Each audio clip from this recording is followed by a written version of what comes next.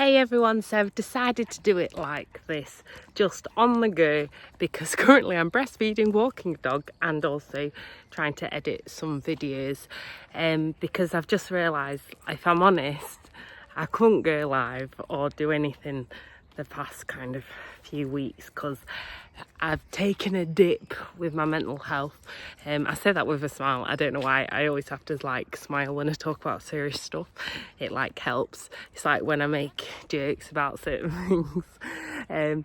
But then I did have one of those days yesterday, and I have to laugh at myself. Do you know when someone asks like, how are you? And you can normally do the British thing of like, I'm fine, thank you. But then when you've just had a day and your whole emotions are like taking over, and then you just think, right, come on Sophie, you've got to answer because it'd be rude not to answer. So then it's just like like, do you know that deep belly cry? Oh my days. Luckily they were very nice people. I've done it like the odd occasion. I don't cry a lot. I'm not like I don't normally cry, you know, over things that are like touching or films or whatever, but then when I get overwhelmed it gets to a point where, come on Darth, where you just kind of bottle it up, and then it's like an explosion.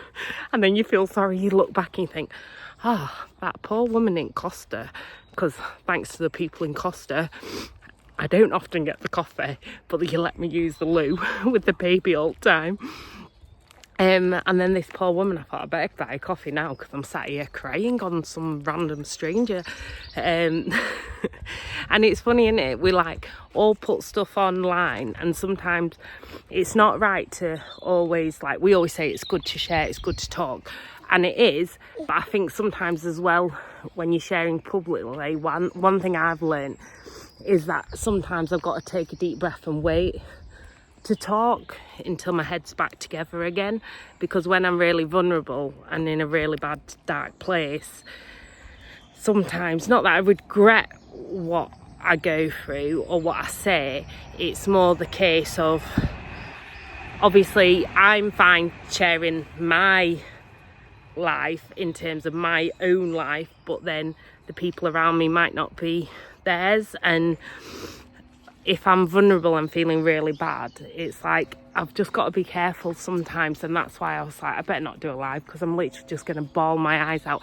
I'm not exactly going to be the most optimistic person, but I think that's the power of resilience. Is it's not that you don't ever have those weeks or months where you feel like life is impossible, and it's more that those weeks and months become less and less, and then the time scale becomes less and less, and then you have more good days than bad, or you have more periods where you're like, oh yeah, that is a positive, and you have to kind of just take it on that. So now I'm kind of trying to come out of that deep dark place. I'm like setting myself little goals again, which I do for everyone else, and we always do this. We try and look after everyone else other than ourselves, like just getting out and about with the dog, with Athena, just doing things like I always do my work, but I'm always booking in baby groups and stuff, so then I know no matter what my mood's like, I know Athena's getting what she needs. And again, I'm probably putting everyone else first because I put everyone else's appointments, but I'm taking my own advice and trying to put in my appointments, and I call them appointments, but sometimes it's just self-care, because sometimes I think when we're drowning we need to just fall into it and then fly.